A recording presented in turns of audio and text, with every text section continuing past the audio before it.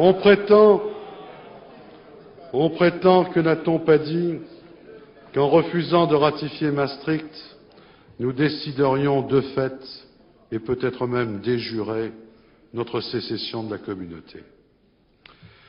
Voilà le plus infondé des mauvais procès d'intention. Alors que précisément nous souhaitons sauvegarder les acquis de la communauté et la chance qu'ils représentent pour l'Europe, en la remettant sur les rails et en la remettant en perspective.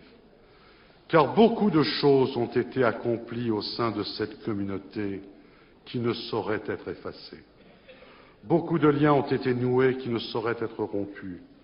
Beaucoup de coopérations ont été engagées qui ne sauraient être arrêtées. Mais il nous faut redéfinir les règles du jeu pour que la souveraineté reste où elle doit être, c'est-à-dire dans les nations. Dès lors, il ne saurait plus y avoir aucun transfert irrévocable de souveraineté, mais seulement des délégations de compétences qui pourront tout naturellement être réinterprétées, reformulées ou amendées dès lors que ce Parlement le décidera dans l'intérêt national. Alors si nos partenaires font de même, la coopération entre les 12 fonctionnera comme elle fonctionne aujourd'hui dans le SME, c'est-à-dire par consensus, sans que, ni en droit ni en pratique, aucun État ne se dessaisisse irréversiblement de son pouvoir de décision. Mais dans la redéfinition des règles qui régissent la coopération communautaire, il n'y a pas que la question des souverainetés nationales qu'il faut résoudre. Il y a aussi la lancinante question du déficit démocratique. Or, pas plus après Maastricht qu'avant, le Parlement européen ne sera un véritable législateur et il n'exerce aucun contrôle effectif sur les décisions communautaires. Le gadget de Maastricht s'appelle la codécision, qui succède à la coopération de l'acte unique.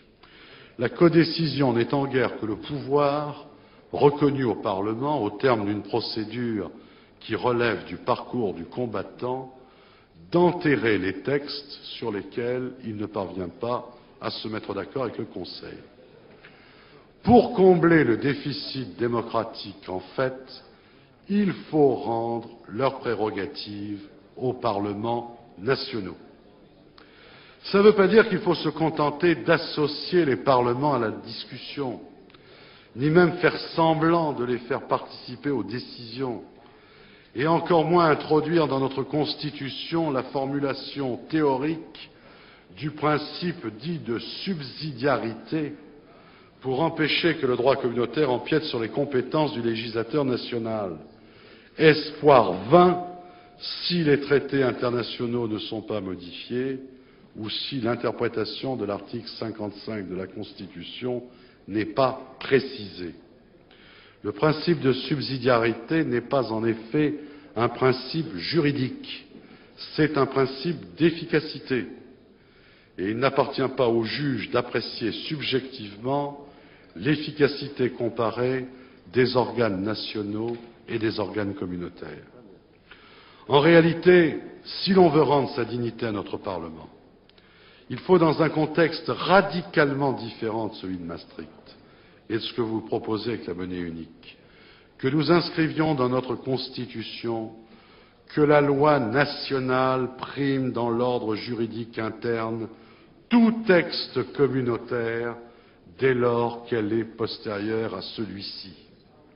Ce principe juridique fondamental, dit de la loi écran, que reconnaissait la Cour de cassation jusqu'en 1976 et le Conseil d'État jusqu'en 1989, doit entrer dans l'ordre constitutionnel pour qu'il soit possible à la majorité parlementaire de suspendre l'application d'une norme communautaire par le vote d'une loi contraire qui s'impose à nouveau aux juges. Compte tenu des dérives récentes, il est également nécessaire que pour toutes les matières qui relèvent du domaine législatif, aucune mesure ne puisse être introduite dans le droit interne sans qu'une loi l'autorise expressément. De même qu'aucune contribution ne doit pouvoir être versée par la France sans l'autorisation du Parlement français. Il appartient bien en revanche au Parlement européen de voter les dépenses de la Communauté, d'exercer éventuellement à cette occasion un droit de veto et d'amendement, ou de mettre en jeu la responsabilité de la Commission. Dès lors, on cessera de prendre à Bruxelles, entre gouvernements, sur proposition d'une commission de technocrates, des décisions qui relèvent exclusivement des pouvoirs du Parlement de chaque État. Encore faut-il, pour que l'ensemble soit cohérent, que la Commission perde son monopole de l'initiative pour ne plus être que l'organe de préparation et d'exécution des décisions du Conseil.